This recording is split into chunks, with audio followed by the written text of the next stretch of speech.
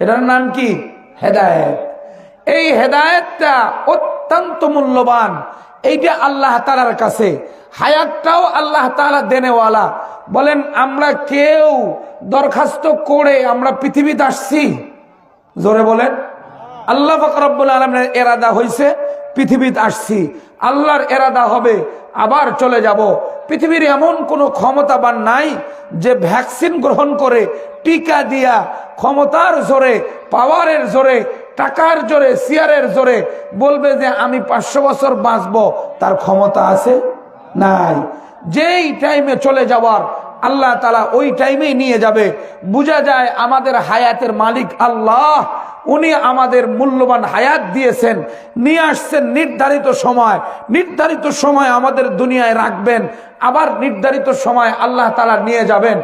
স্পষ্ট আর ক্লিয়ার কথা হইল আল্লাহর হুকুমে আমাদের আসা, আল্লাহর হুকুমে যাওয়া। কারো এখতিয়ারে কেউ আসতে পারে নাই, এখতিয়ারে কেউ থাকতে পারবে না। আবার আল্লাহর এখতিয়ারেই চলে যাইতে হবে।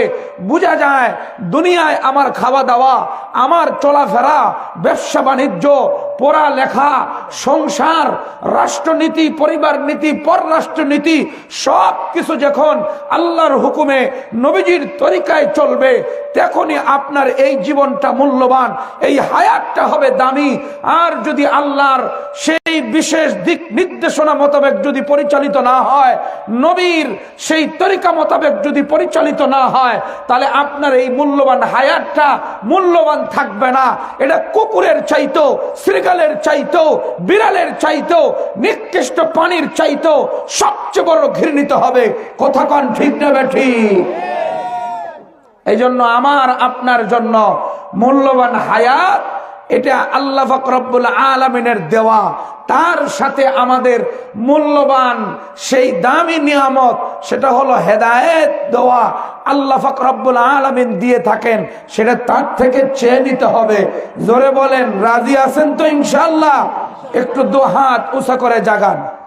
নারায়ে তাকবীর, নারায়ে তাকবীর।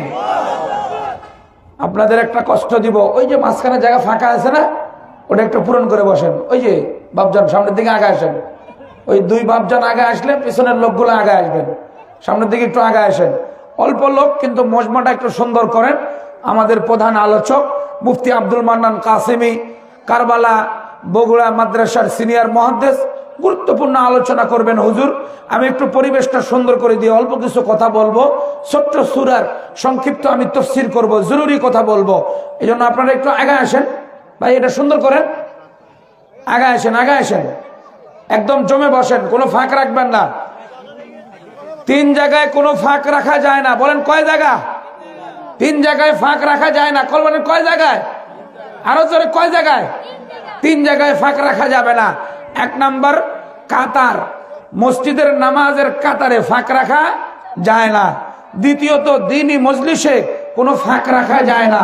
ফাঁক রাখলে এটা শয়তানের জন্য সুযোগ করে দিলাম। আমাদের শয়তান বন্ধু না শত্রু? জোরে বলেন বন্ধু না শত্রু? শত্রু। শত্রুর জন্য আমরা কোনো ফাঁক রাখবো না। স্বামী স্ত্রীর মাঝে কোনো ফাঁক রাখা যায় না। এই 3 জায়গায় কোনো ফাঁক থাকবে না। মা বোনেরা বসছে তো? মা বোনেরা বসছে তো? আমাদের এখান থেকে সংখ্যা বেশি, ওনাদের সংখ্যা আমাদের এখান থেকে বেশি। মা বোনেরা বসেছে। আজকাল আমরা যে কোনো মাহফিলে যাচ্ছি, মা বোনেরা বেশি বসতেছে। আল্লাহ তাআলা মা বোনদেরকে মুসলমান বানায় দেন, ইমানদার বানায় দেন, দিন এবং ফরদা মান্যওয়ালা বানায় দেন। জোরে বলেন আমিন। কেন আমার দেশের যদি মা বোনেরা মুসলমান হয়ে যায়, মা বোনেরা যদি পর্দাশীল হয়ে যায়, মুত্তাকি হয়ে যায়, তাহলে আমার দেশের যুবকরা ভালো হয়ে যাবে। আমার দেশের কোনো যুবক ফেন্সিডেল খাবে না। আমার দেশের কোনো যুবক আর ইফতিজিং করবে না। নারীর পর্দার মাধ্যমে আমাদের যুবকগুলো কন্ট্রোল হয়ে যাবে। জোরে কোন কথা ঠিক না ঠিক? আলহামদুলিল্লাহ, সুন্দর হয়েছে মজলিস। এবার বসে যান ভাই, এবার বসে যান। আলহামদুলিল্লাহ, আমাদের এই দ্বীনি মজমা, এটা আল্লাহ তাআলা এই ওসিলায় আমাদের প্রত্যেককে হেদায়েত দান করুন। জোরে বলেন আমিন। আল্লাহর হেদায়েত সবচেয়ে বড় দামি নিয়ামত। এই হেদায়েতের যে ভাগী হবে, সে আল্লাহ পাক রব্বুল আলামিনের কাছে সবচেয়ে বড় নৈকট্যশীল বান্দা হবে, দামি বান্দা হবে। কারণ হেদায়েত আল্লাহ তাআলার কাছে সবচেয়ে মূল্যবান, সবচেয়ে মূল্যবান যে হেদায়েত পেনেওয়ালা একজন জামাআতের আমরা সঙ্গী হইলাম। হেদায়েত প্রাপ্ত একজন বান্দা আল্লাহ পাক রব্বুল আলামিন কবুল করলো, এই বান্দা জান্নাতি, এই বান্দা আল্লাহর মাহবুব, আল্লাহর প্রিয়। কেন হেদায়েত এসেছে, এটা আল্লাহ পাক রব্বুল আলামিন আমাদের প্রত্যেককেই দান করেন। জোরে বলেন আমিন। হেদায়েত অত্যন্ত দামি এক নিয়ামত। তো আমাদের মূল্যবান হায়াতের জন্য মূল্যবান নিয়ামত সেটা হেদায়েত লাগবে। আর মানুষের হেদায়েতের লক্ষ্যে কোরআনে কারীমকে নাজিল করা হয়েছে। এই কোরআনে কারীমের উপরে চলবে, এটার দিক নির্দেশনা মোতাবেক নিজে পরিচালিত হবে, পরিবারকে, সমাজকে, রাষ্ট্রকে, পররাষ্ট্রনীতি পর্যন্ত কোরআনে কারীমের দিক নির্দেশনায় পরিচালনা করবে, নিজেও শপথ গ্রহণ করবে ইনশাআল্লাহ। ইনশাআল্লাহ ওই এরিয়ায় আল্লাহ তাআলা প্রত্যেকটা মানুষকে হেদায়েত দিয়ে দিবেন। জোরে জোরে বলেন আমিন। ইন্না সলাতি ওয়া নুসুকি ওয়া মাহইয়ায়া ওয়া মামাতি লিল্লাহি রাব্বিল আলামিন। বান্দা বলতে থাকে, ও মালিক, এই হায়াতের মালিক আপনার, মৃত্যু দেনেওয়ালা আপনি। আমার নামাজ, আমার রোজা, আমার কুরবানি, আমার দ্বীনি আলোচনা, আমার দ্বীনি মাহফিল, মাদ্রাসায় তালিম তরবিয়ত নেওয়া, ইমান শেখা, আকীদা শেখা, সব কিছু একমাত্র আল্লাহর জন্য, আল্লাহ পাক রব্বুল আলামিনকে রাজি খুশি করার জন্য। এজন্য বন্ধু আপনাদেরকে অনুরোধ করে বলে যাই, আপনি হেদায়েতের জন্য যে পথগুলো ধরবেন তার মধ্যে সবচেয়ে উঁচা আর দামি পথ আল্লাহ তাআলা বর্ণনা করেছেন কোরআনে, সেটা হলো কোরআন। কেউ যদি কোরআন মজবুত করে ধরে, কেউ যদি নবীজির হাদিস ধরে, কোনো সময়ের জন্য পথভ্রষ্ট হবে না। নবীজি বলেন, তারাকতু ফীকুম আমরাইন লান তাদিল্লু মা তামাসসাকতুম বিহিমা কিতাবাল্লাহি ওয়া সুন্নাত রাসূলি। নবীজি বলেন, কেউ যখন কোরআনে কারীমকে মজবুত করে ধরলো, নবীজির সুন্নাহকে মজবুত করে ধরলো, নবীজির সুন্নাহকে জীবনে বাস্তবায়ন করলো, পরিবারে করলো, সমাজে করলো, রাষ্ট্রে করলো, এই ব্যক্তি কোনোদিন পথভ্রষ্ট হবে না, কোনোদিন লাইনচ্যুত হবে না। যে লাইনে চলবে এই লাইনটাই হলো জান্নাতের পথ। আল্লাহু আকবার। এটা হলো জান্নাতের পথ। ও বন্ধু, আমি আপনি যখন নামাজে দাঁড়াই, প্রত্যেকটা রাকাতে আমাকে একটা সূরা পড়তে হয়। যে সূরা অনেকগুলো নাম তাফসীরের কিতাবে মুফাসসিরিনে কেরাম লিখেছেন, তার মধ্যে একটা গুরুত্বপূর্ণ নাম হলো তালিমুল মাসআলা। কিভাবে আল্লাহর কাছে চাইতে হয় শিক্ষা দেওয়া হয়েছে, কিভাবে আল্লাহর কাছে চাইতে হয় শিক্ষা দেওয়া হয়েছে। আমরা জানি এই সূরার নাম সূরা ফাতিহা, কিন্তু তাফসীরের কিতাবে নাম আসছে তালিমুল মাসআলা। কিভাবে আল্লাহর কাছে চাইতে হয়। একটা লোকের কাছে দাঁড়ায় বললেন, ভাই টাকা দাও, এই রকম সিস্টেম নয়। সন্তান বাপের কাছে যায় চট করে বলে না টাকা দাও, আব্বু করে ডাক দেয়, কাছে যায় বসে, একটু গায়ের মধ্যে হাত বুলায় দেয়, আব্বু খানা খাইছনি, শরীরটা ভালো আসেনি, সব কিছু কোয়ার পরে বলে, আব্বু আমারে 10 টাকা দাও। কথা কন ঠিক না বেঠিক? আমার মেয়ে তো আমার কাছে এসে এমন করে বলে। ঠিক আল্লাহ তাআলা শিক্ষা দেন, ও দুনিয়ার মানব, আমার কাছে চাইবা কেমনে? আমি সূরা ফাতিহা শিখাই দিলাম। প্রথমে তুমি আমার প্রশংসা করো, আমার গুণ বর্ণনা করো, আমার বরত্বের স্লোগান দাও। আল্লাহ বলেন আর রহমান, আমার গুণগুলো বর্ণনা করো। এরপরে বলো মালিক ইয়াউমিদ্দিন, বলো আমি বিচার দিবসের মালিক অধিপতি। এমন করে আমার বরত্বের স্লোগান দাও। তারপরে বলো ইয়্যাকা না'বুদু ওয়া ইয়্যাকা নাস্তাঈন, আমি চাই আপনার কাছেই, আপনারই ইবাদত করি। এগুলো সব কিছু যখন বলা শেষ, এবার আসছে চাওয়ার পালা। কথা কন ঠিক না বেটি? শিখাই দিছে প্রশংসা এভাবে হবে। প্রশংসা হইল, আল্লাহ তাআলার প্রশংসা যখন হইল, গুণ বর্ণনা করো, গুণ বর্ণনা করলো, বলত্বের স্লোগান দিল। এরপরে কয় আপনারই ইবাদত করি, আপনার কাছেই চাই। বলেন আমরা আল্লাহরই ইবাদত করি, আল্লাহর কাছেই চাই? কোথা কন্যাকে চান? আল্লাহর কাছেই চান? মাজারে কোন বেটা চায়? মাজারে কে চায়? আমাদের এলাকার লোক চায়? আমাদের এলাকার লোক মাজারে যায় না?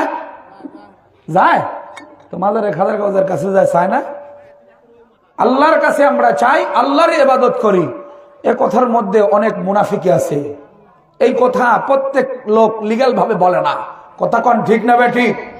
আল্লাহর কাছে চাই, আল্লাহর ইবাদত করি, এ কথা প্রত্যেকটা লোক লিগ্যাল ভাবে বলে না। অনেকে মুনাফিকি করে, মুখ দিয়ে বলে, পরবর্তীতে যায়া সে ইবাদত করে শয়তানের টিমে, সে খেলতেছে শয়তানের টিমে, সে চলতেছে যায় শয়তানদের সাথে, নাফরমানীদের সাথে, মুশরিকদের সাথে, বেদাত যারা করে তাদের সাথে। সে কি করে না? দ্বীনের কোনো কাজের সাথে জড়িত না, এদের সাথেই চলে। কারণ এটাই বোঝা যায়, আমি মুখে বললাম আল্লাহ আপনারই ইবাদত করি, মুখে বললাম আপনার কাছেই সাহায্য চাই, কিন্তু সে ব্যবসা করতেছে এমন ভাবে, নামাজের ধার ধারে না, মেয়েকে পর্দায় রাখে না, বিবিকেও পর্দায় রাখে না, ফ্যামিলির কাউকেই কোরআন শিক্ষা দেয় না। কথা বলেন ঠিক না বেঠিক? তাহলে আল্লাহর কাছে সাহায্য চাই, কি অর্থ এটা? আল্লাহ তোমারই ইবাদত করি, এটার কি অর্থ? আসুন এখন সামনে কি দোয়া হবে, এত দূর পর্যন্ত যখন কথা শেষ হলো, এখন তো আল্লাহর কাছে চাইতে হবে। কিন্তু আমাদের ঘিলু তো নাই বেশি একটা, আমাদের মাথার মেমোরিটা অনেক কম। এজন্য আমরা কি চায়া বসি আর কি হয়ে যায়। এজন্য আল্লাহ পাক রব্বুল আলামিন নিজেই শিখাই দিচ্ছেন তুমি কি চাবা। আমি আপনাদেরকে উদাহরণ দিয়ে বলি, আপনার এরিয়ায় আপনি যদি সবচেয়ে বড় টাকাওয়ালা, সবচেয়ে বড় পাওয়ারওয়ালা হন, এমন বড় পাওয়ারওয়ালা যে আপনার মতো চেয়ার পাওয়ার টাকা এই এরিয়ায় আর কারো নাই, এত বড় পদস্থ মর্যাদায় আপনি পৌঁছে গেছেন, হঠাৎ করে রাস্তায় হাঁটতে হাঁটতে আপনার একজন স্কুল লাইফের বন্ধুর সাথে দেখা, সে রাস্তার পাশে চার দোকান দিছে, ওখানে মানুষ বসে নোনতা বিস্কুট, এমনি কেক, এই জিনিসপাতি খায়, রং চা খায়, কেউ দুধ চা খায়, ছোট্ট একটা দোকান। দেখা হয়েছে, দেখা হওয়ার পরে দোস্ত কয় আমি তোফানের দোকানদারি করি, এই তো চা বিক্রি করি বহুত দিন থেকে, আমার কামি এটা। কয় দোস্ত তোমার সাথে আমার পড়ালেখা, একসাথে লেনটাকারে চলাফেরা করেছি, একসাথে আমরা খেলাধুলা করেছি, তুমি এই অবস্থায় আসো? কয় বহুত দিন থেকে আমি এভাবেই চলি। দোস্ত তোমার এইরকম ছোট্ট বিজনেসের কারণে আমার লজ্জা হয়, তুমি আমার অফিসে ঢাকায় আসো মিরপুরে, আমি তোমাকে মোটা অঙ্কের একটা টাকা দিব, তুমি বড় ব্যবসা করে বড় ধনী হয়ে যাবা। বন্ধুর হিসাবে ছোটকালের নারীর টানে মোহাব্বতে আমি তোমাকে এই কারবারে আর বরদাস্ত করতে পারি না। বন্ধু, বন্ধুর সম্পর্কের কারণে যেমন এমন করে বন্ধুকে ডাক দিয়েছে, বন্ধু ছোটকালের স্মৃতির কথা স্মরণ পড়ে গেছে। বন্ধু তখন তার কাছে এসে বসে বুকের সাথে বুক মিলায় চোখের পানি ঝাড়ছে, এক পর্যায়ে টাকা দিছে, এ দোস্ত তুমি ভালো নাবিল গাড়িতে টিকিট কেটে ঢাকায় আসো, আমার অফিসে দেখা করো।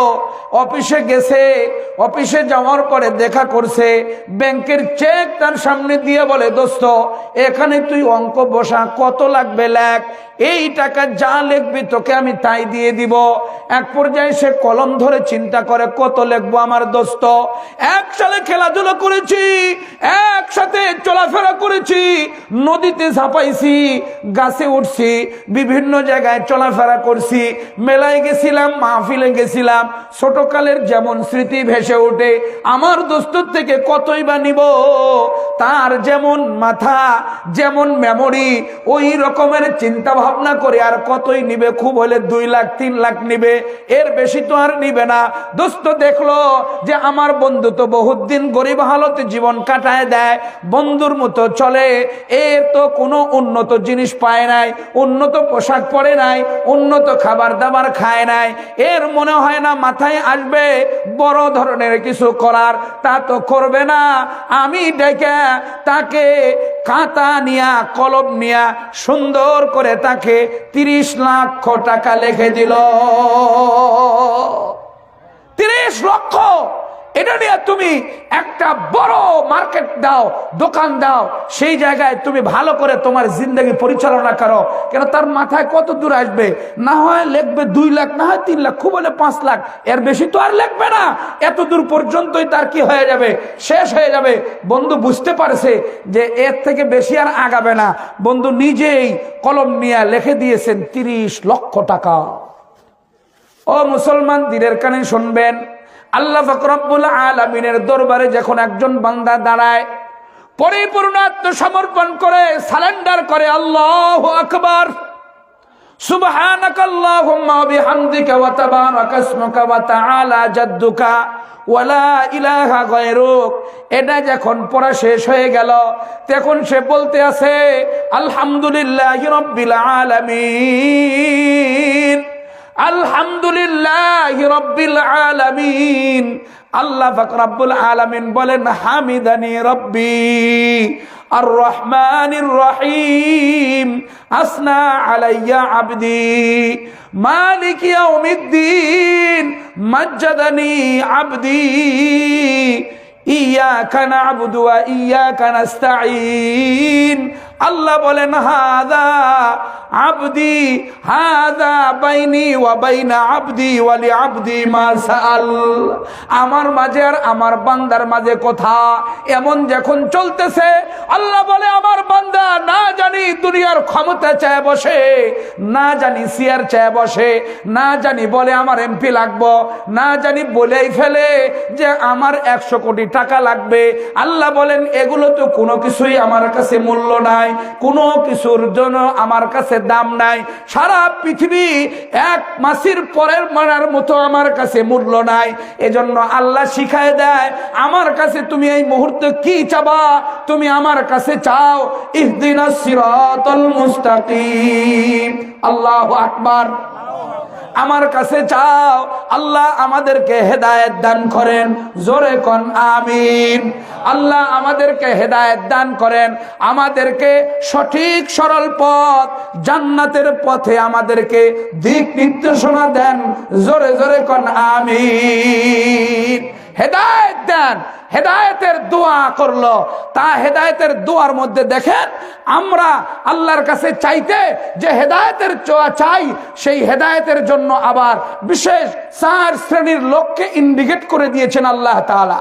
সে বলতে আছে সিরাতাল্লাযীনা আনআমতা আলাইহিম, আল্লাহ ওই সমস্ত লোকদের পথে আমাদেরকে চালায় নেন যেই সমস্ত লোকেরা পুরস্কৃত হয়েছে।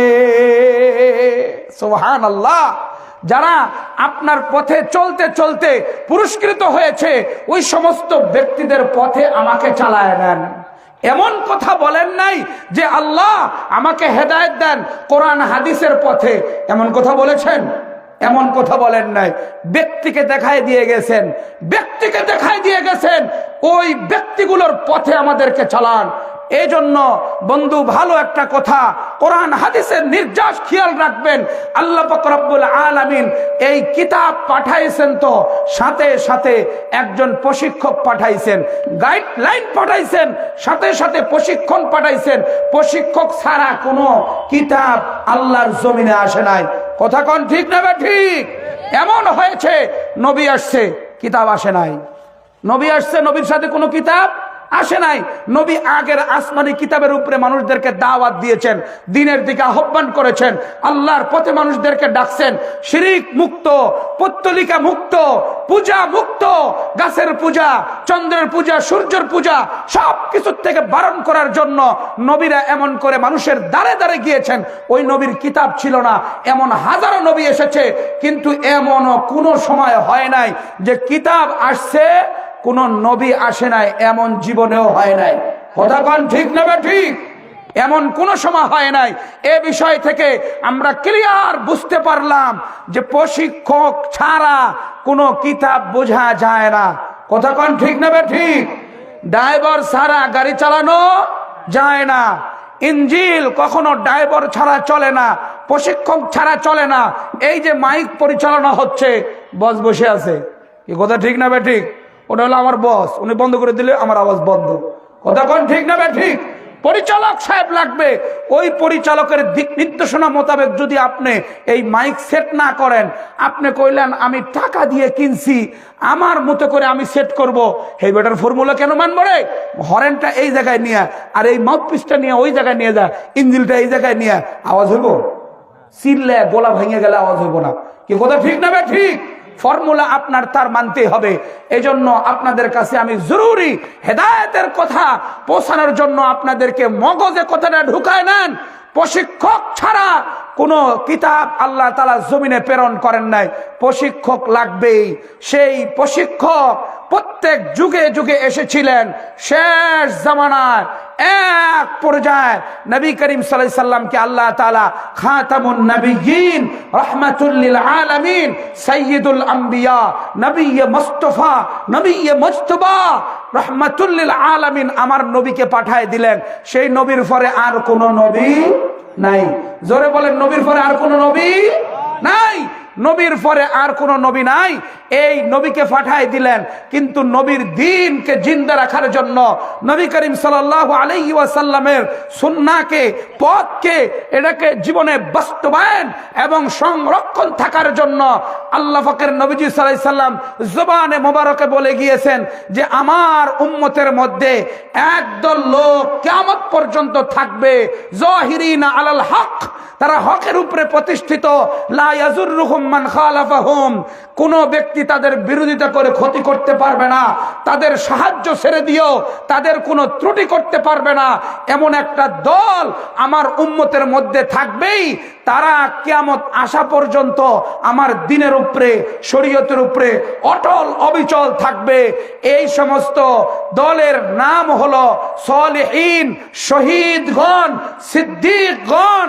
এরাই হলো সেই জান্নাতে যাওয়ার বিশেষ মনীষী। তাদের পথে আপনাকে যদি পরিচালিত করেন, ইনশাআল্লাহ আপনি মরতে দেরি হবে, জান্নাতে যাইতে দেরি হবে না। জোরে বলেন আল্লাহু আকবার। তো আল্লাহ পাক রব্বুল আলামিনের কাছে আবেদন হয়, ইয়্যাকা না'বুদু ওয়া ইয়্যাকা নাস্তাঈন, ইহদিনাস সিরাতাল মুস্তাকিম, সিরাতাল্লাযীনা আন'আমতা আলাইহিম। আল্লাহ আমাদেরকে সঠিক সরল পথের উপরে আমাদেরকে হেদায়েত দেন। ওই পথের উপরে হেদায়েত দেন যেই পথে আপনি পুরস্কৃত করেছেন। এই পুরস্কৃত বান্দা কারা? প্রথম নাম্বার পুরস্কৃত ব্যক্তিরা হলো আম্বিয়া কেরাম, রসুলগণ, নবীগণ। দ্বিতীয় পথ হলো শুহাদা, যারা আল্লাহর রাস্তায় দিন জিন্দার জন্য শহীদ হয়ে যায়। তৃতীয় নাম্বার হলো সত্যবাদীদের দল, সিদ্দিকগণ। চতুর্থ দল হলো নেককারদের দল, সোলাহা, সালেহীন, নেককারদের দল। এই নেককারের দল অথবা সিদ্দিকগণের দল অথবা শহীদ দলের দল অথবা আম্বিয়া কেরামের পথের উপরে আপনাকে পরিচালিত করতে হবে। আপনার কোনো পঞ্চম কোনো অপশন নাই। জোরে কোন ঠিক না বেটি? পঞ্চম অপশন নাই। আপনাকে পরিচালিত করতে হবে আম্বিয়া কেরামের পথ ধরে। আপনাকে পরিচালনা, আপনার জীবনকে সাজায় আর গোছায় আগায় নিতে হবে। আপনাকে শুহাদায়ে কেরামের পথে, না হয় সিদ্দিকগণের পথে, না হয় নেককারদের পথে। এই সমস্ত লোকের কোয়ালিটি কি হবে, কি রকম এদের গুণাগুণ হবে, আল্লাহ পাক রব্বুল আলামিনের নবীজি সাল্লাল্লাহু আলাইহি সাল্লাম হাদিসের কিতাবের পৃষ্ঠায় পৃষ্ঠায় এগুলো সব সংরক্ষণ আছে। এখন আপনি যদি বলেন যে কোরআন হাদিস মোতাবেক আমি চলবো, কোরআন হাদিসে যা আছে আমি তাই মানি, আর কোনো আলেম ওলামা মানি না, আপনি ভণ্ড। কথা কোন? আপনি কি? আপনি ভণ্ড, আপনি পথভ্রষ্ট। কেন? আপনি কোরআন হাদিসে কি আছে এটা আপনি কার থেকে বুঝবেন? প্রশিক্ষক লাগবে না? কি কথা বলেন না? প্রশিক্ষক লাগবে না? কার থেকে বুঝবেন আপনি? সাহাবায়ে কেরাম নবীজির কাছে বসে বসে শিখেছে। সাহাবায়ে কেরাম তাবেঈন থেকে, তাবেঈন তাবে তাবেঈন থেকে, তাবে তাবেঈন আইম্মায়ে মুজতাহিদিন থেকে, এমন করে সিলসিলা একটার পর একটা এ পর্যন্ত আমাদের কাছে পুছছে কি পুছছে না? অবশ্যই পুছছে। এজন্য আপনাকে অবশ্যই হক্কানি আলেম দেখে চিহ্নিত করে তাদের পথেই আপনাকে পরিচালিত করতে হবে। এমন যদি কেউ স্লোগান দেয় যে কোরআন হাদিস থাকতে কোনো আলেম মানি না, কোনো মাযহাব মানি না, কোনো কিছু আমি মানি না, তুমি ভণ্ড, প্রতারক, ইসলাম বিদ্বেষী কথা বলেন, ঠিক না বেঠি? তুমি ভণ্ড না হলে কথা বলতে পারো না। ইন্না লিল্লাহ। জিকির করেন লা ইলাহা ইল্লাল্লাহ, লা ইলাহা ইল্লাল্লাহ, লা ইলাহা ইল্লাল্লাহ, লা ইলাহা ইল্লাল্লাহ, সুবহানাল্লাহ ওয়ালহামদুলিল্লাহ ওয়া লা ইলাহা ইল্লাল্লাহ। কথা বললেন না, জিকির করেন।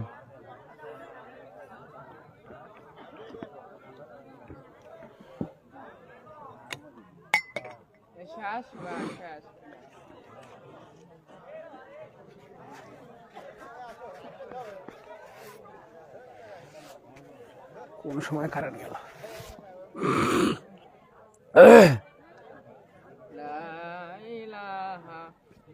ইল্লাল্লাহ, লা ইলাহা ইল্লাল্লাহ, লা ইলাহা ইল্লাল্লাহ, লা ইলাহা ইল্লাল্লাহ, লা ইলাহা ইল্লাল্লাহ, লা ইলাহা ইল্লাল্লাহ, লা ইলাহা ইল্লাল্লাহ, লা ইলাহা ইল্লাল্লাহ, লা ইলাহা ইল্লাল্লাহ, লা ইলাহা ইল্লাল্লাহ, সুবহানাল্লাহ ওয়ালহামদুলিল্লাহ ওয়া লা ইলাহা ইল্লাল্লাহ,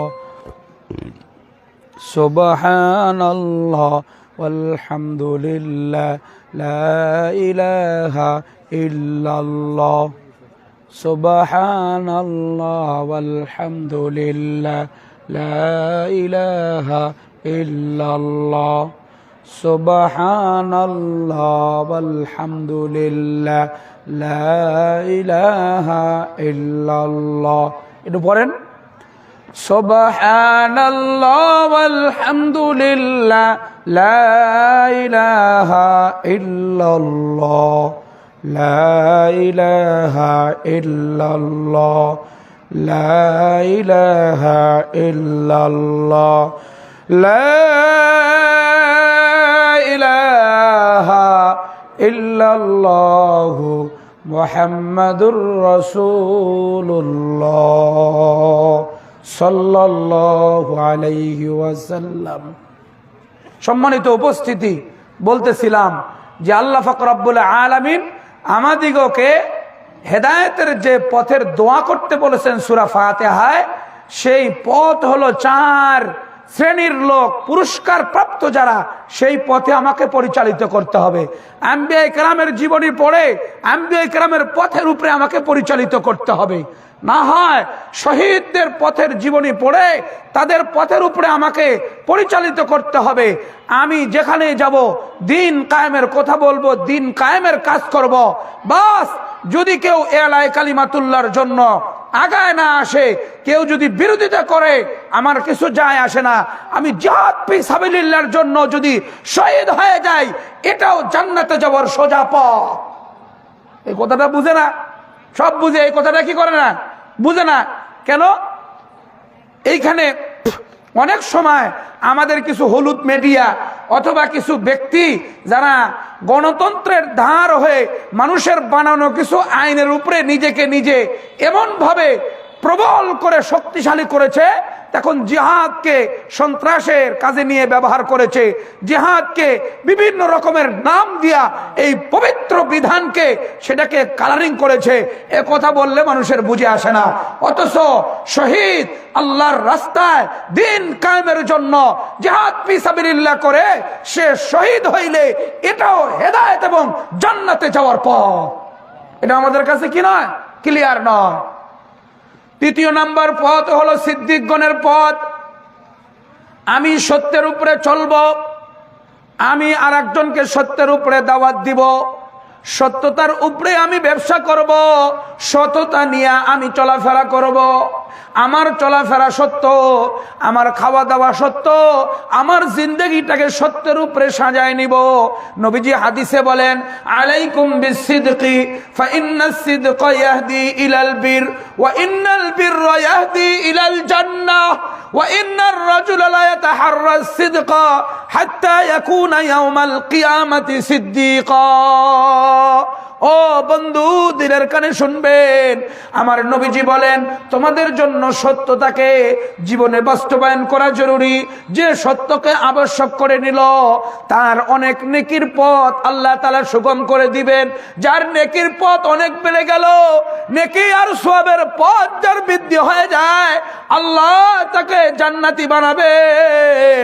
একজন ব্যক্তি যখন খায় সত্য, চলাফেরা সত্য, তার লেনদেন সত্য, কথাবার্তা সত্য, তার জীবনটাকে সত্য দিয়ে সাজাইছে, আল্লাহ বলেন হাসরের ময়দানে এই লোককে আমি সত্যবাদী বানায়া, সত্যবাদী হযরতে সিদ্দিকে আকবরের সঙ্গী বানায়া আমার নবীজির জান্নাতে নিয়ে যাবে। আল্লাহু আকবার। বড় দামি আর মর্যাদাবান এই ব্যক্তি, যে ব্যক্তি নিজেকে সিদ্দিকদের সাথে পরিচালনা করলো। চতুর্থ নাম্বার, নেককার। নেককারের পথ এটা জান্নাতে যাওয়ার পথ। যে নেক হয়ে চলে, একটা মুহূর্তের জন্য গুনাহ করে না, একটা মুহূর্তের জন্য নাফরমানি করে না, নাফরমানিকে সাপোর্ট দেয় না, কোনো গুনার কাজকে সমর্থন করে না। কেউ যদি গুনার কাজ করে এটা কোনোদিন মেনে নেয় না। কথা কন ঠিক না বেটি? বলেন এই দ্বীনি মাহফিল হওয়া, তাফসীরুল কোরআন মাহফিল হওয়া সওয়াবের কাজ কিনা? জোরে বলেন, জোরে বলেন, সওয়াবের কাজ কিনা? তাহলে এই দ্বীনি মাহফিলের স্টেজ কেউ যদি ভাঙিয়ে দেয়, প্যান্ডেল আগের দিন করা আছে এটা যদি ভাঙিয়ে দেয়, এরা অপরাধী না অপরাধী? জোরে বলেন, জোরে বলেন, অপরাধী কিনা? চরম অপরাধী। শুধু অপরাধী না, দ্বীনের কাজ একটা ব্যক্তি করতেছে, মানুষকে হেদায়েতের দিকে আহ্বান করতেছে, সেটা সে না করতে পারলে না করবে, কিন্তু সে এসে এটার মধ্যে ভেঙে দিল, প্রতিবন্ধকতা তৈরি করলো, সে আল্লাহর রাস্তা থেকে মানুষদেরকে দূরে সরায় নিল। এর চাইতে পৃথিবীর মধ্যে সবচাইতে নিকৃষ্ট কাজ করেনেওয়ালা আর কেউ নয়। এর স্বভাব আবু জাহেলের স্বভাব, এর চরিত্র উতবা সাইবার মতো চরিত্র, তারাও আমার রাসূলের মিশনে বাধা দিয়েছিল। কথা কোন ঠিক না বেটি? যেই রকমের সরকার ছিল তারা আমাদের গলা চিপে ধরেছিল, কথা বলতে দেয় নাই। দীর্ঘদিন এমন গিয়েছে, আল্লাহ তাআলা আমাদেরকে সেখান থেকে পরিত্রাণ দিয়েছেন। জোরে বলেন আলহামদুলিল্লাহ। আরো জোরে বলেন আলহামদুলিল্লাহ। আপনারা বেশি খুশি না? ফ্যাসিস্ট চলে গেছে, ওলামায়ে কেরাম যেখানে সেখানে মাহফিল করতেছে, আমরা স্বতঃস্ফূর্ত দ্বীনি কথাবার্তা বলতে পারতেছি। আপনারা খুশি না? আপনারা খুশি না? জোরে তাকবীর দেন, লিল্লাহে তাকবীর, লিল্লাহে তাকবীর। কোরআন হাদিস যেখানে, জোরে বলেন কোরআন হাদিস যেখানে, আরো জোরে, আওয়াজই হচ্ছে না তো, লোকই কম, লোকই কম, যা আছে লোকই কম। আলহামদুলিল্লাহ, আল্লাহ তাআলা এই অল্প লোককে কবুল করেন। জোরে বলেন আমিন। আল্লাহ তাআলা অল্প লোককেই কবুল করবে। এই অল্প লোক যদি শুকুর গুজার, আল্লাহ তাআলার জন্য, দ্বীনের জন্য আল্লাহর দরবারে আসছে, আল্লাহ আপনি আমাদের গুনাহ মাফ করেন, আল্লাহ তাআলা এই ওসিলায় পুরা মহল্লাবাসীকে হেদায়েত করবেন, আমাদের প্রত্যেককে মাফ করে দিবেন। জোরে জোরে বলেন আমিন। তো বলতেছিলাম, হেদায়েতের পথ আমাদেরকে ধরতে হবে, সেটা হলো 4 শ্রেণীর ব্যক্তিদের মাধ্যমে। ওই ব্যক্তির গুণগুলো আমাকে আপনাকে অর্জন করতে হবে। আসুন আমি যে ছোট সূরা পড়েছি সেই সূরা থেকে এখন শুরু করি।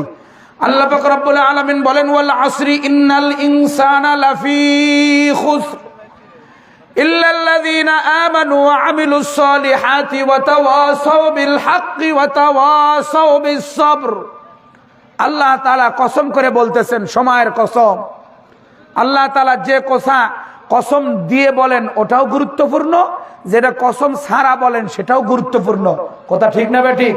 আল্লাহর কথা সবগুলোই গুরুত্বপূর্ণ। যেটা কসম সহিত, যেটা কসম ছাড়া, উভয়টাই আল্লাহ তাআলার কাছে সবচেয়ে বড় গুরুত্বপূর্ণ। ইমানদারদের কাছেও তাই, মুসলমানের কাছেও তাই। কথা বলেন ঠিক না বেঠিক? তাহলে আল্লাহ তাআলা কসম খান কেন? কসম খাইয়া আল্লাহ তাআলা ওই জিনিসের দাম বাড়ায় দেন। আরেকটা মাসআলা, আসেন, কেউ যদি গায়রুল্লাহর নামে কসম খায় তাহলে শিরিক করলো। গায়রুল্লাহর নামে কসম খাওয়া জায়েজ নাই। নবীজি বুখারী মুসলিমের হাদিসে এসেছে, মান হালাফা বিগাইরিল্লাহ ফাকাদ আশরাকা, যে আল্লাহ ছাড়া অন্য কোনো কিছু বস্তুর নামে, অন্য কোনো মাখলুকাতের নামে কসম খাবে সেটা শিরিক হবে। আল্লাহ ছাড়া কারো নামে কসম খাওয়া বান্দার জন্য জায়েজ নাই। কিন্তু আল্লাহ সব কিছুর ঊর্ধ্বে, হুকুম, নিয়ম, কানুন, বান্ডিং, এরিয়া সব কিছুর ঊর্ধ্বে হলো আমার আল্লাহ। আল্লাহ তাআলা কসম খাইছেন, ওনার জন্য জায়েজ। কথা কোন ঠিক না ঠিক? আল্লাহ তাআলা গায়রুল্লাহর নামে কসম খায়া বলতেছেন ওয়াল আসরি, মানে সময়ের কসম। মানে আল্লাহ তাআলা সময়ের দাম বাড়ায় দিলেন। সময় অনেক বড় দামি বাপজান, সময় সবচেয়ে বড় মূল্যবান। সময় নষ্ট করিয়েন না। আমি যুবককে ডাক দিয়ে বলবো, যুবক, সময় নষ্ট করিয়েন না। আপনার একটা মুহূর্ত এত বড় দামি, এত বড় দামি, যেই মুহূর্তে আপনি যদি আল্লাহর প্রশংসায়, আল্লাহর গুণ কীর্তন, আল্লাহর বরত্বের স্লোগানের মধ্যে সময়টা কাটান, এই সময় যদি আপনার এইভাবে যায়, এমন একটা বয়সে উপনীত হয়েছেন, আপনি এখন ভালো করে লড়তে পারেন না, চড়তে পারেন না, দাঁড়ায় দাঁড়ায় লম্বা রুকু সেজদা করে নামাজ পড়তে পারেন না, কিন্তু যৌবন অবস্থায় করেছিলেন, আল্লাহ বলবেন আমার এই বান্দা সর্বদাই করে এসেছে, এখন বার্ধক্য আমি দিয়েছি, আমি তাকে দুর্বলতা দিয়েছি, আমি তাকে অসুস্থ বানায় দিয়েছি। ও ফেরেশতারা লেখো, আমার এই বান্দা এখন নামাজ না পড়তে পারলেও তাকে নামাজের সওয়াব দিয়ে দাও। আল্লাহ পাক রব্বুল আলামিন ওই বান্দার প্রতিও দয়াশীল হয়ে বলেন, যেই বান্দা আইসিইউতে আছে, নাকের মধ্যে অক্সিজেন দেওয়া, মুখের মধ্যে লিকুইড খাদ্যের পাইপ দেওয়া আছে, এমন বান্দা শুধু মাথাটা ঠিক আছে, আর আল্লাহর দরবারে চোখের পানি ছেড়ে দিয়ে বলে, মালিক, এই গভীর রাত্রে হাজার হাজার লোকেরা আপনার কুদরতি কদমে সেজদা দেয়, আমি দিতে পারি না। হাজার হাজার লোকেরা আপনার দরবারে চোখের পানি ফেলায়, আমি পারি না রে আল্লাহ। এমন করে আফসোস করে আর কাঁদতে থাকে। আল্লাহ বলেন, আমি তাকে অসুস্থ বানাইলাম, আমি তাকে আইসিইউতে নিয়ে যাওয়ার মতো বাধ্য করে দিলাম, এমন একটা পরিস্থিতি আমি দিয়েছি। ও ফেরেশতা লেখো, তার যৌবনে কোনো ত্রুটি ছিল না, তার যখন শরীর সমস্ত ছিল, তার কোনো সময় ইবাদতে গাফলতি ছিল না, তার প্রত্যেকটা মুহূর্তে ইবাদত আর সওয়াব, তাহাজ্জুদ আর জিকির আর তাসবিহ তার আমলনামায় বসায়া দাও। আল্লাহু আকবার। আল্লাহ তাআলা আমার আপনার এই হায়াতের যখন মূল্য দিবেন, তো আল্লাহ তাআলা আপনার ওই টাইমটাতেও আল্লাহ মূল্য দিবেন। আমরা ইনশাআল্লাহ যুবকরা ইবাদতের জন্য তৈরি হব তো ইনশাআল্লাহ। ইনশাআল্লাহ আল্লাহ তাআলা সময়ের কসম খাইলেন, সময়ের অনেক বড় মর্যাদা। সময়ের কসম, 1 মিনিটের সময় পাওয়ার কারণে 1 মিনিটের হায়াত পাইছে একটা বাচ্চা, 1 মিনিট পরই মারা গেছে। তো শরীয়তের নিয়ম কি? তার নাম রাখতে হবে, তাকে পূর্ণাঙ্গ 3 কাফুর দিয়া সুন্দর করে গোসল দেওয়ায়া, জানাজা পড়ায়া, নিয়মতান্ত্রিক ভাবে কবর খনন করে তাকে দাফন করতে হবে। 1 মিনিটের হায়াত পাইছে। আর শরীয়তের মাসালা, একটা সন্তান জন্মগ্রহণ করেছে, সেই সন্তান মৃত জন্মগ্রহণ করেছে, তার ব্যাপারে শুধু নাম রাখবে, তার কোনো জানাজা নাই, তার গোসল নাই, তার কোনো কাফন নাই, নিয়মতান্ত্রিক ভাবে কবর খোনা নাই, কোন রকম খুঁড়ে অল্প একটু গর্ত করেই সেই কবরস্থ করে দিবে। এই 1 মিনিটের হায়াতে আল্লাহ তার কত দাম বাড়াইলো। কথা কোন ঠিক না বেটি? হায়াতের বড় দাম, হায়াতের বড় দাম। ও বাপজান, দিলের কানে শুনবে না, হায়াতের কত দাম। একটা মুহূর্তের জন্য টাইম পাইছে, ওই টাইমে হাত উঠায় মালিকের দুয়ারে ডাক দিয়েছে। 1 মিনিটের হায়াতের এত দাম, এত মর্যাদা, এত দাম। এই বান্দা আজীবন নাফরমানি করেছে, এই বান্দা আজীবন গুনার মধ্যে সময় কাটাইছে, দিন বিরোধী শরীয়ত বিরোধী সব রকমের কার্যক্রমের সাথে জড়িত ছিল। আমাদের বিশ্বনবী সাল্লাল্লাহু আলাইহি ওয়াসাল্লামের সময় এমন লোকগুলো ছিল যাদের অপরাধের শেষ ছিল না, নাফরমানির শেষ ছিল না, কিন্তু নবীজির কাছে আসছে, আসার পরে বসে বলছে আশহাদু আল্লা ইলাহা ইল্লাল্লাহ ওয়া আশহাদু আন্না মুহাম্মাদার রাসূলুল্লাহ। নবীজি বলছেন ইন্নাল ইসলামা ইয়াহদিমু মা কানা ক্বাবলা। এই এক কথা 2 সেকেন্ডে বলেছে, তার জীবনের গুনাহ মাফ হয়ে গেছে। এক মুহূর্তের মধ্যেই তার 70 বছরের গুনাহ মাফ। 70 বছরের কুফরের কালি জ্বালায়া এই কালিমা তাকে কি করে দিবে? পরিষ্কার করে দিবে। হায়াত মাত্র 2 সেকেন্ড 3 সেকেন্ড। এই হায়াতের বড়ই দাম বাপজান, সময়ের বড়ই দাম। এই জন্য আল্লাহ কসম করে বলেন, সময়ের কসম, ইন্নাল ইনসানা লাফি খুসর, প্রত্যেকটা মানুষে আছে ক্ষতিগ্রস্তের মধ্যে, কিন্তু 4 গুণ যারা অর্জন করেছে তারা নয়, ইল্লাল্লাযীনা আমানু ওয়া আমিলুস সলিহাত, ওই সমস্ত লোকেরা যারা ঈমান পরিপূর্ণ, ওয়া আমিলুস সলিহাত, সৎ আমল করেছে যথার্থ, ওয়া তাওয়াসাউ বিল হক, নিজে হকের উপরে থাকে আর একজনকে হকের দাওয়াত দেয়, ওয়া তাওয়াসাউ বিস সবর, ওয়া তাওয়াসাউ বিস সবর, আর নিজে সবর করে এবং আরেকজনকে সবর করার উপদেশ দেয়। এই 4 গুণ যার অর্জন হয়েছে, এই সমস্ত লোকগুলা ক্ষতিগ্রস্ত নয়। তাছাড়া পৃথিবীর সমস্ত মানুষ হলো ক্ষতিগ্রস্ত, সব মানুষ ক্ষতিগ্রস্ত। বলেন আমরা ক্ষতিগ্রস্ত হইতে চাই না আমরা লাভবান হইতে চাই? আমরা প্রত্যেকে লাভবান হইতে চাই, কথা কোন ঠিক না বেঠিক? আমরা প্রত্যেকেই লাভবান হইতে চাই, ক্ষতিগ্রস্ত হইতে চাই না। তো আমরা লাভবান হইতে চাইলে এই সূরা আসরের আমাদের 4টা কর্মসূচি আমাদের জীবনে বাস্তবায়ন করতে হবে। বলেন কয়টা কর্মসূচি? সবাই বলেন কয়টা কর্মসূচি? 4টা কর্মসূচি। 1 নাম্বার, আমাদের ঈমান পরিপূর্ণ করতে হবে। 2 নাম্বার, আমলে সলেহ যথার্থভাবে করতে হবে। 3 নাম্বার, হকের উপরে থাকবো, অটল অবিচল হকের উপরে থাকার জন্য আরেকজনকে দাওয়াত দিব। 4th নাম্বার গুণ, আমি আমাকে সবরের উপরে রাখবো এবং আরেকজনকেও সবরের দাওয়াত দিব। সবর 3 রকমের সবর হয়ে থাকে। তাফসীরের কিতাবে লিখেছেন সবরের স্তর হইল 3টা। সবর আলা তাআত, ইবাদতের উপরে সবর, ইবাদত করব কোনোদিন ছাড়বো না। কথা কোন ঠিক না ঠিক? আমরা ইবাদত করতে করতে ছেড়ে দেই, কয়েকদিন পর এখন ছেড়ে দিয়ে আবার বিভিন্ন রকমের কথা বলি।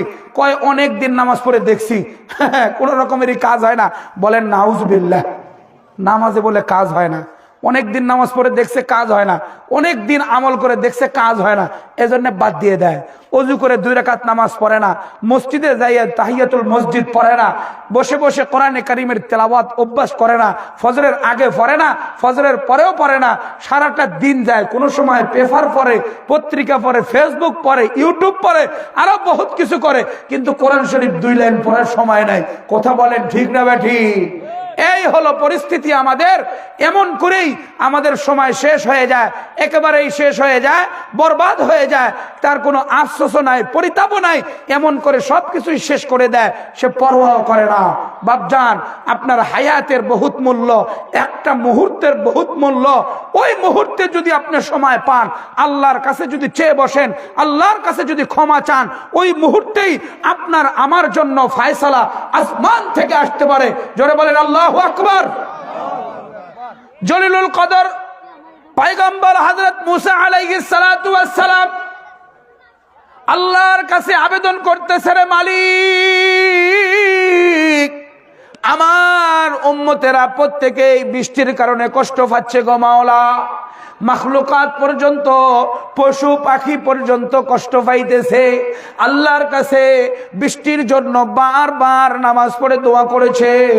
এক পর্যায়ে 3য় দিন চলে আসছে, আল্লাহর কাছে চাইতেছিল, আল্লাহ তাআলার কাছে বলতেছিল, আল্লাহ তাআলা বৃষ্টি দেন না। এক পর্যায়ে আল্লাহর কাছে কথা কালিমুল্লাহ মুসা আলাইহিস সালাতু ওয়াস সালাম আল্লাহর কাছে আবেদন করলেন, ও মালিক, আমি তো 3 দিন পর্যন্ত আপনার কাছে চাইতেছি রে মাওলা, আমার উম্মতের জন্য আপনি বৃষ্টির ফয়সালা করতেছেন না কেন? বলল তোমার এই যত লোককে নিয়ে তুমি দোয়ার জন্য আসছো, একটা লোক নাফরমান এমন আছে যেই লোকের কারণে কারো দোয়া কবুল হচ্ছে না। ওই লোককে তুমি বের করে দাও, ওই লোককে এখান থেকে আউট করে দাও, কিছুক্ষণের মধ্যেই বৃষ্টি এসে যাবে। হযরত মূসা নবী দাঁড়ায় গেলেন, দাঁড়ায়া জাতির সামনে আওয়াজ দিয়ে বললেন, কি আসো এমন বড় নাফরমান যে থাকার কারণে আমাদের বৃষ্টি হচ্ছে না, মাখলুকাত বৃষ্টির থেকে মাহরুম হচ্ছে, তুমি সরে যাও, দূরে সরিয়ে পড়ো, তুমি চলে গেলেই বৃষ্টি এসে যাবে। এমন বলে যখন এলান দিয়েছে, দোয়া শুরু হয়ে গেছে। ওই বান্দা এক মুহূর্তেই আল্লাহর সাথে কলবটাকে ফিট করে দিছে। আল্লাহু আকবার, আরো জোরে বলেন আল্লাহু আকবার। দিলটাকে মাওলার সাথে ফিট করে দিছে, দিয়ে মালিকরে ডাক দিয়ে বলে, ও মালিক, 70 বছর চলে গেছে রে মাওলা, এত নাফরমানি হয়েছে, কোনোদিন কারো সামনে ওপেন করেন নাই, এত নাফরমানি আমার জীবনে কোনো আমল নাই, কোনো সওয়াব নাই, এত কিছু করার পরেও 70 বছর পর্যন্ত আপনি গোপন রাখছেন রে মাওলা। 70 বছর আমলে আমার জিন্দগিতে কেউ কোনোদিন অপরাধ টের পায় নাই। ও মালিক, আমি যখন বের হয়ে যাব, হাজার হাজার লোক আমাকে চিনে ফেলবে, এতদিন যেহেতু গোপন করেছেন, আল্লাহ আমার দোষটি প্রকাশ করে দিয়েন না। আমি আপনার সাথে কন্টাক্ট করছি, আর জীবনে নাফরমানি করব না, আর জীবনে গুনাহ করব না, আর জীবনের জন্য আপনার পথ ছাড়া অন্য পথে যাব না। চোখের পানি ছেড়ে দিয়েছে, দিলের সাথে আল্লাহর সম্পর্ক করে ফেলেছে। মুহূর্তেই বৃষ্টি এসে গেছে, পুরা এরিয়া সমস্ত মানুষেরা আল্লাহর রহমতের বৃষ্টি দিয়া মালামাল হয়ে গেছে। আল্লাহু আকবার। হযরতে মূসা আলাইহিস সালাতু ওয়াস সালাম আল্লাহকে বললেন, আল্লাহ বুঝলাম না হইলটা কি? কইলেন লোক আছে, এই লোক না বাইরে হয়ে গেলে এরকম হবে, এই লোক তো বাইরে হলো না, ঘটনাটা কি হলো? আল্লাহ পাক রব্বুল আলামিন জানাই দিলেন, ব্যাপারটা এরকম, আমি মুস্তাজাব, আমার কাছে চাইবে সাথে সাথে দোয়া কবুল, আমার কাছে আবেদন করবে সাথে সাথে কবুল। এই দিলের সম্পর্ক করছে মাত্র 1 মিনিট। ওই 1 মিনিটের সময়, এই সময়ের কসম আল্লাহ খাইলেন, ওই সময় বড় দামি, যে ওই 1 মিনিটের সময় 70 বছরের গুনাহকে জ্বালায়া আল্লাহ তাআলা তাকে কাছে টেনে নিয়ে ওই এরিয়ায় বৃষ্টি রহমত দিয়েছেন। যারা বলেন আল্লাহু আকবার। এই জন্য বাপজান আপনাদেরকে ডাক দিয়ে বলি, আপনারা এই সময়কে মূল্যায়ন করেন। আপনাদের সামনে আমি হাদিস পড়েছিলাম, ওই হাদিসের তরজমার দিকে যাই আসুন। আল্লাহর নবীজি সাল্লাল্লাহু আলাইহি ওয়াসাল্লাম বলেন, ইগতানিম খামসান ক্বাবলা খামসিন, 5 জিনিসকে মূল্যায়ন করো, এর বিপরীত অবস্থা আসার আগে 5টা জিনিস আছে, এর বিপরীত অবস্থা আবার আসবে। এই 5 জিনিসের 5টা নিয়ামত আল্লাহ আমাকে আপনাকে দেয়, এই নিয়ামতের বিপরীত সাইড আসার আগে আগেই এই 5 নিয়ামতকে আপনি মূল্যায়ন করেন। আমার নবীজি কিয়ামত পর্যন্ত মানবদেরকে ঘোষণা দিয়ে বলে যান, এই 5টা নিয়ামতকে মূল্যায়ন করো। 1 নম্বর শাবাবাকা ক্বাবলা হারামিক, তোমার যৌবনকে তুমি মূল্যায়ন করো তোমার বার্ধক্য আসার আগে। বার্ধক্য আসার আগে যৌবনকে মূল্যায়ন করো। এ মূল্যায়ন করে নাই, কি করছে? এখন যেহেতু বুড়ো হয়ে গেছে, এখন তো মনে করেন চুল আশ্রাইলে আর মাইয়া তাকায় দেখে না, সিনা টান করে হেঁটে গেল কোনো মানুষ তাকায় দেখবে না, পকেট তো খালি, পকেটে কোনো টাকা নাই, বাড়িতে যায় কথা বললে বউ দাম দেয় না, ছেলেও দাম দেয় না, মেয়েও দাম দেয় না, অফিস থেকে তো বিদায় নিয়ে রিটায়ার্ড করে চলে আসছে, স্কুল থেকেও রিটায়ার্ড করে চলে আসছে, কলেজ থেকেও চলে আসছে, কোনো জায়গায় তার কাজ নাই। এখন কি করবে? পেপার পড়লেও বলে বুড়া মানুষ, তুই ফির কি বুঝোস, কি আর করবি আর কি বুঝবি, এত কিছু খবর তোর জানতে হবে না। পত্রিকাও দেয় না, কেউ পড়তেও দেয় না, একই অবস্থা তার সময় কাটে। কি করবে? সমস্ত দরবার থেকে ফেরত আসলেও আল্লাহ বলেন আমার দরবার খোলা। জোরে কোন আল্লাহু আকবার। আল্লাহর দরজা খোলা। আল্লাহ বলেন আমার দরজা খোলা। ও বুড়া আয়, আমার দুয়ারে আয়, बाज आ हर हाचे हस्ती बाज आ, तौबा अगर शिकस्ती सदबा अगर तौबा शिकस्ती बाज आ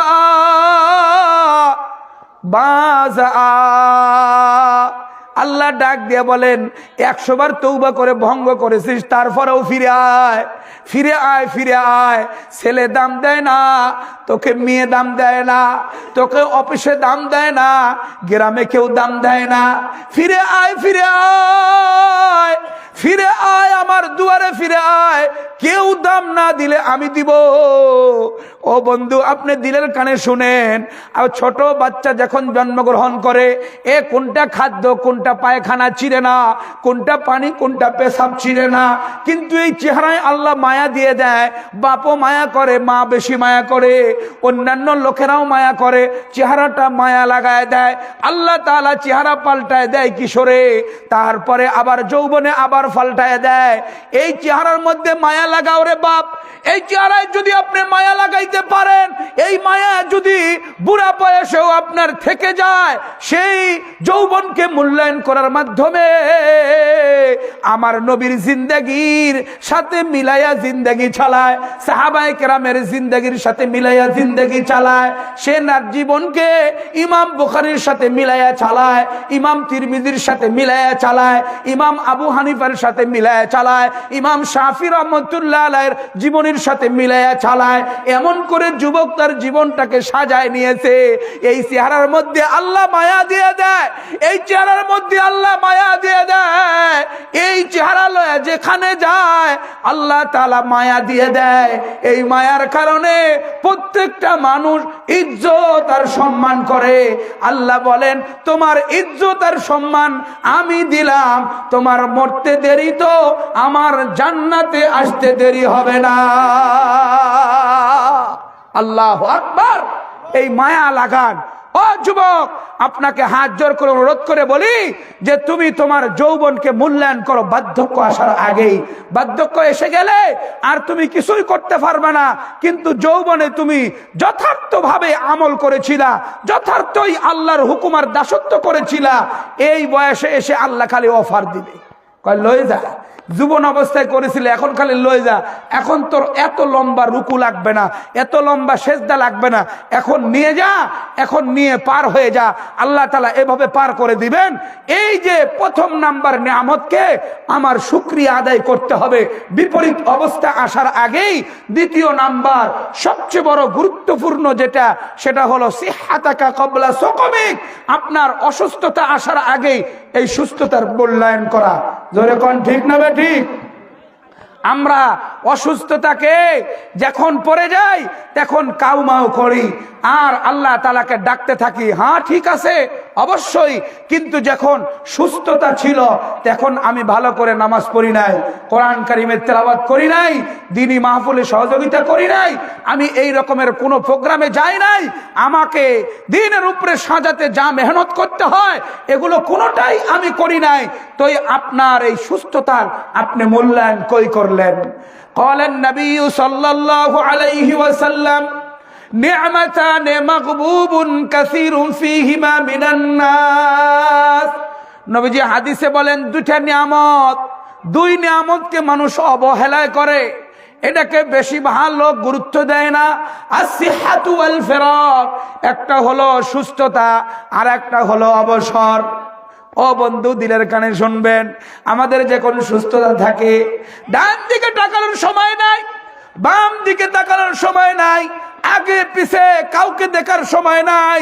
আমার সুস্থতা আছে, আমি ছুটলাম তো ছুটলাম, আমি দৌড় দিলাম তো দৌড় দিলাম, কোন দিক থেকে কোন দিক যাচ্ছে, শরীয়ত কি শরীয়ত না, নবীজির আদর্শ আছে না নাই, এটা কি ইসলাম সমর্থন করে কি করে না, দেখার টাইম নাই। এমন করে যখন চলে এই ব্যক্তি সুস্থতার নিয়ামতের শুকরিয়া আদায় করে না, অসুস্থতা এসে গেলে আর কিছুই পারে না। এই বেটা দেখুন চেয়ার লয়া ইমাম সাহেবের পাশে দিয়া দাঁড়ায়, আমি অসুস্থ, চেয়ারে বসতে হবে। মিয়া তুমি জীবনেই নামাজ পড়ো নাই, আজকে হঠাৎ করে চেয়ার নিয়া হঠাৎ চেয়ার বেন সাজে গেলা, কথা কোন ঠিক না ব্যাঠিক? এই যে অবস্থা, জটিল অবস্থা, মসজিদে চেয়ার দিয়ে ভর্তি। এখন চেয়ারম্যান হঠাৎ করে বাইরে হয়ে যায়, এ দোকানে ঘুরে, বিভিন্ন জায়গায় ঘুরে, সব জায়গায় ঘুরে, মিটিংয়ে যায়, মিছিলে যায়, হাঁটাচুরা সব করে, খালি মসজিদে এসে চেয়ারে বসে। কি কথা কোন ঠিক না বেঠিক? এরকম মুসল্লি আছে না নাই? আমাদের দিনাজপুরে আছে, এরকম মুসল্লি দিনাজপুরে আমাদের অহরহর আছে। এরা সারা মুল্লুক ঘুরে বেড়ায় আর নামাজের সময় আসলে সিয়ারে এসে বসে। একই তার সুস্থতার নিয়ামতের শুকরিয়া আদায় করেছিল, এখন অসুস্থ হয়ে গেছে, এখন কি উপায়? বড় মুশকিল। তৃতীয় নাম্বার আল্লাহর নিয়ামত, সবচেয়ে বড় দামি নিয়ামত, ওয়া হায়াতাকা ক্বাবলা মাউতিক। তোমার এই পূর্ণাঙ্গ জীবন আল্লাহ তাআলা হায়াত দিয়েছিল, এই হায়াতের তুমি মূল্যায়ন করলা না। ও বন্ধু, তুমি হায়াতের মূল্যায়ন করলা না।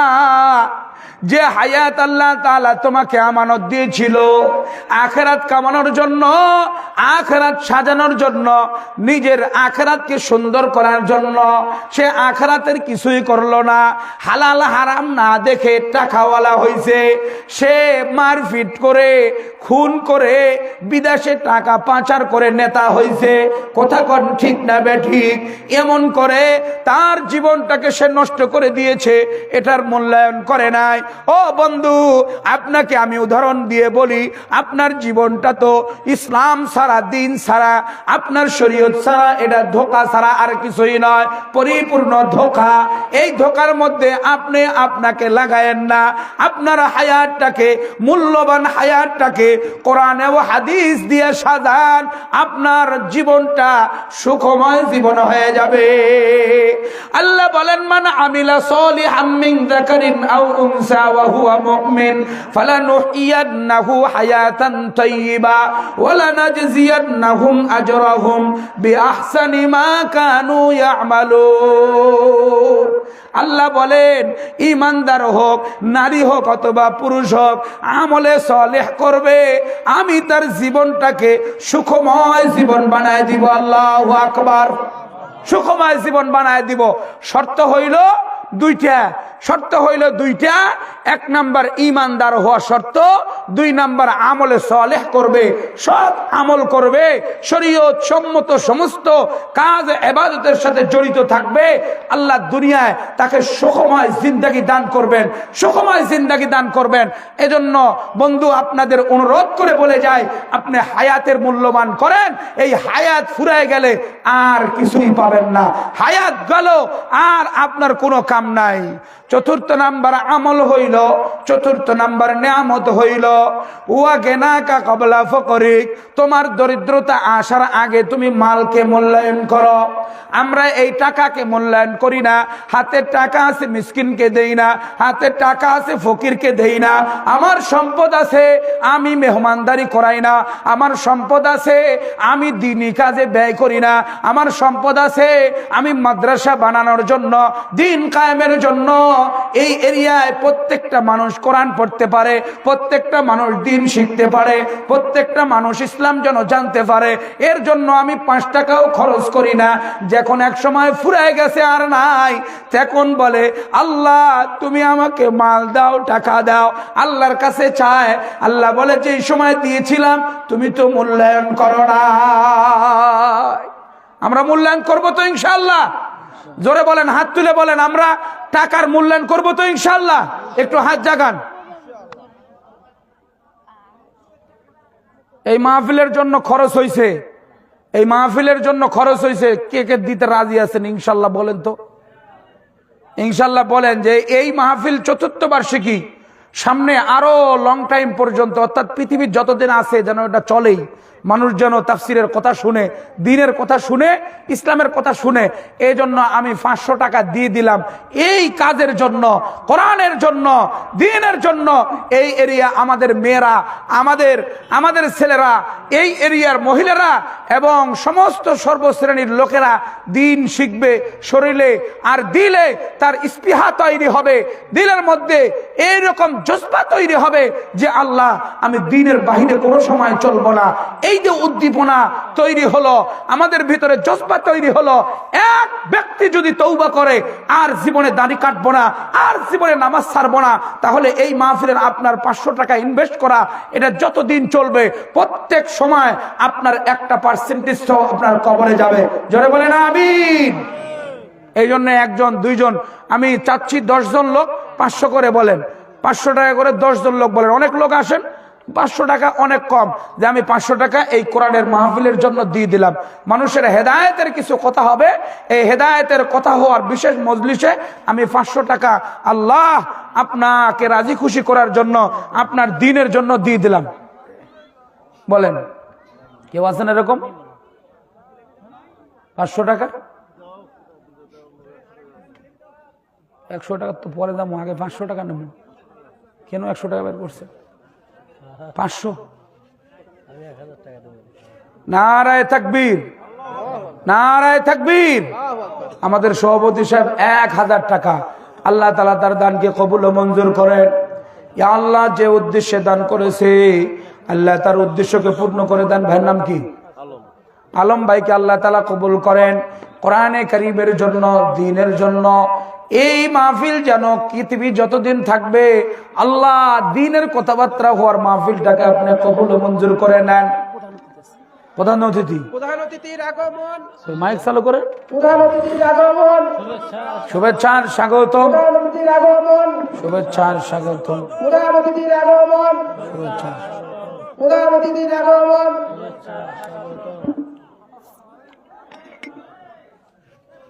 যে আর কেউ আছেন? 100 করে কেউ দিবেন এরকম আছেন কেউ? 100 করে দিয়ে যান, তাড়াতাড়ি দিয়ে যান। আমরা এখন মূল কথার দিকে যাব। কিছুক্ষণের মধ্যে হুজুর এসে যাবে, কিছুক্ষণের মধ্যে হুজুর এসে যাবে। 100 টাকা করে আমাদের 10-15 জন নিয়ে আসেন। 100। আসসালামু আলাইকুম। ওয়ালাইকুম আসসালাম। ভালো আছেন? জি আলহামদুলিল্লাহ। জি তাড়াতাড়ি তাড়াতাড়ি আসেন। এই যে আমাদের যুবকরা নেমে গেছে, যুবকরা এসে গেছে।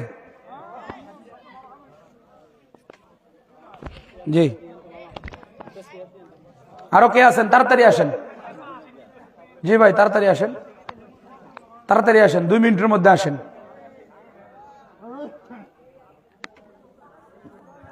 মাত্র 300 হয়েছে, তাড়াতাড়ি আসেন। অন্তত 30 খান লাগবে আমার, 30 পারা, 30টা লাগবে। জি 100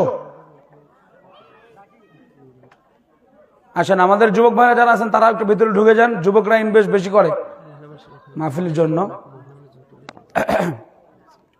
মহিলা প্যান্ডেলে অনুরোধ করতেছি, ওইখানে আমাদের একজন মহিলা প্রতিনিধি, আমাদের মাহফিল থেকে একজন আপনি প্রতিনিধি হন, ওখানে প্রত্যেকের থেকে টাকা কালেকশন করে আমাদের স্টেজে দিয়ে যাবেন। ওখান থেকে কালেকশন করে স্টেজে দিয়ে যাবেন। এটা করতে অনেক খরচ হয়েছে, এই খরচের জন্য আমরা প্রত্যেকে যখন শরীক থাকবো তখন আলহামদুলিল্লাহ এটা আমাদের প্রত্যেকের জন্য আল্লাহ তাআলা নাজাতের জরিয়া বানায় দিবেন। জি আল্লাহ তাআলা নাজাতের জরিয়া বানায় দিবেন।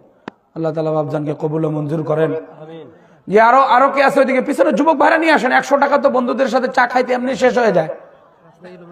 জি আমি আপনাদেরকে দৃষ্টি আকর্ষণ করছি, যারা এখনো এলোমেলো হয়ে এদিক সেদিক ঘোরাফেরা করতেছেন, আর বিলম্ব না করে আমরা দ্রুত প্যান্ডেলের ভিতরে চলে আসি।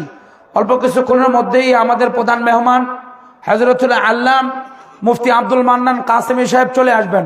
আমরা দ্রুত আমরা প্যান্ডেলের ভিতরে চলে আসি। আমাদের প্রধান বক্তা অল্প সময়ের মধ্যেই চলে আসবে। আমি আপনাদেরকে নবী করিম সাল্লাল্লাহু আলাইহি ওয়াসাল্লামের একটা গুরুত্বপূর্ণ একটা হাদিস নিয়ে আমি কথা বলতেছিলাম। নবী করিম সাল্লাল্লাহু আলাইহি ওয়াসাল্লাম ইরশাদ করেছেন যে 5টা নিয়ামতকে এর বিপরীত অবস্থা আসার আগে এটাকে মূল্যায়ন করো। 1 নাম্বার, তোমার যৌবনকে তুমি মূল্যায়ন করো তোমার বার্ধক্য আসার আগে। যুবক ভাই, আমি আমার যৌবনকে মূল্যায়ন করব। আমি কোনো নাফরমানি, আমি কোনো ফেসবুক চালায়া 200 টাকা দিয়ে গেছে আলহামদুলিল্লাহ, একবার আল্লাহ তাআলা কবুল করেন। আমি কোন গুনার সাথে জড়িত হব না। যুবক, তোমাকে আমি প্রথম উপদেশ দেই, তোমার মতো আমি একজন যুবক, কোন নেশার সাথে তুমি জড়িত হবে না, কোন নেশার সাথে জড়িত হবে না। সমস্ত নেশাকে বর্জন করো। তোমার এই যুবকই জিন্দেগিটা আল্লাহ তাআলা জান্নাতি জীবন বানায় দিবে। জোরে বলেন আমিন। এই যুবকের মূল্যবান এই যৌবনটাকে আমাদের কি করতে হবে? মূল্যায়ন করতে হবে।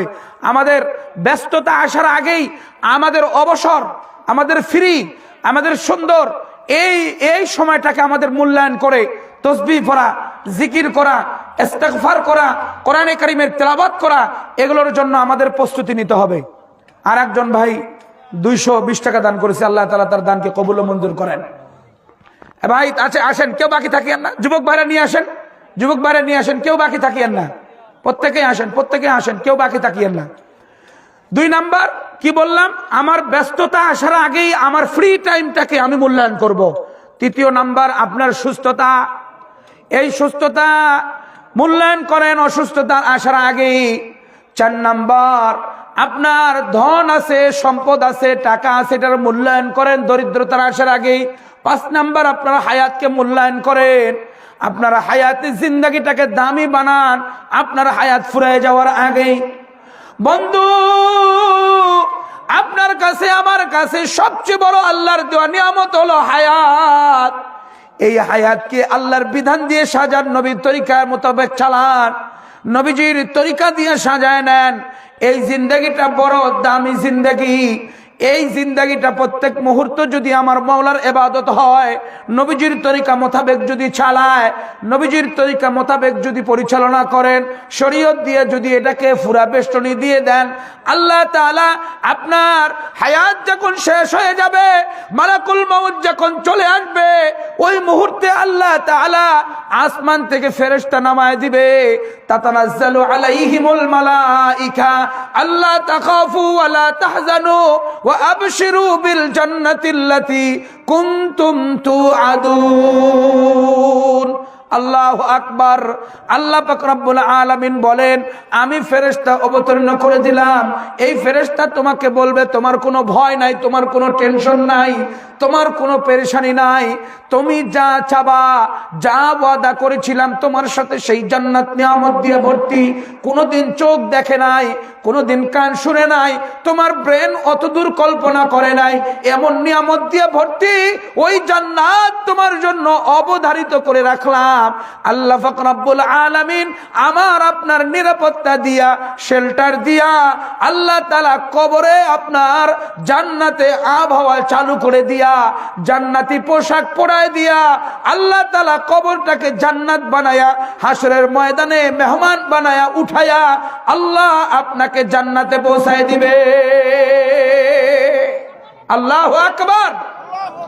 নারে তাকবীর, নারে তাকবীর। খোদা বক্তার আগমন, খোদা বক্তার আগমন, খোদা বক্তার আগমন। নারে তাকবীর। আল্লাহ তাআলা আমাদেরকে এই দিনই কথাবার্তা যা আমরা বললাম এগুলোর উপরে আমল করার তৌফিক দান করেন। আমাদের এই ইফতার মাহফিলটাকে আমাদের প্রত্যেকের জন্য হেদায়েতের জরিয়া বানায় দেন। আমাদের মাইয়াতদেরকে আল্লাহ তাআলা মাফ করে দেন। যারা এই মাহফিলের জন্য মেহনত করেছেন, পরিশ্রম করেছেন, যারা শ্রম দিয়েছেন, অর্থ দিয়েছেন, আল্লাহ তাআলা প্রত্যেককে দিনের জন্য কবুল ও মঞ্জুর করেন। বলেন আমিন। ওয়া আখিরু দাওয়ানা আলহামদুলিল্লাহি রাব্বিল আলামিন।